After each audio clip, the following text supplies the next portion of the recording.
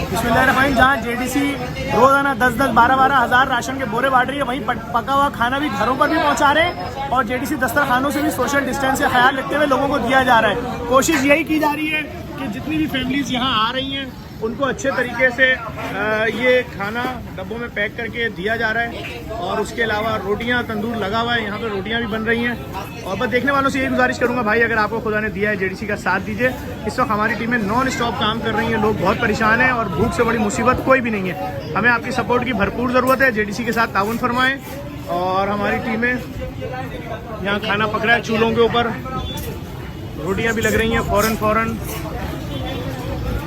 अगर आप लोग सपोर्ट करेंगे कराची के हर इलाके में ऐसे तंदूर में लगा दूंगा। चलती रहो बेटा, रोटी यहाँ से ले लो। आटा भी गूंदा जा रहा है और 24 आवर ये सारा काम यहाँ पर जारी है, ऑपरेशन। आप देखने वालों से गुजारिश करूँगा जेडीसी को इस कॉज में सपोर्ट करें, हमें आपकी मदद की भरपूर ज़रूरत है। और हमने कमिश्नर कराची से अपील की है, हमें नेशनल स्टेडियम दिया जाए ताकि हम 50-50 हज़ार राशन पैक करें। इंशाल्लाह अगर वहाँ से हमें गोएड मिलता है तो फिर हम और अपील करेंगे आप लोगों से।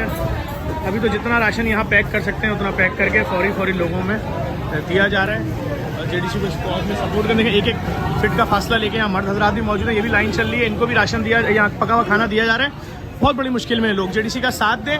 बातें नहीं, काम कर रही है जेडीसी। और पूरी दुनिया में जो पाकिस्तानी मुकीम है, आप किस दिन का इंतजार कर रहे हैं यार? यहाँ पर ज़रूरत है पाकिस्तानियों को आपकी मदद की। आगे बढ़िए भाई, आगे बढ़िए। लोगों की एज देखें, उम्रें देखें, लोग किस तरह से यहाँ पर आ रहे हैं। चाचा लाइन में आ जाएं। लेडीज़ को भी दिया जा रहा है, सालन भी दिया जा रहा है, रोटियां भी दी जा रही हैं पूरे बोरे भर के।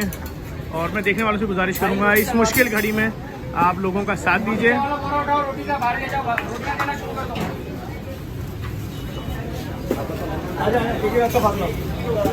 भाई वो बोरा रखा हुआ रोटी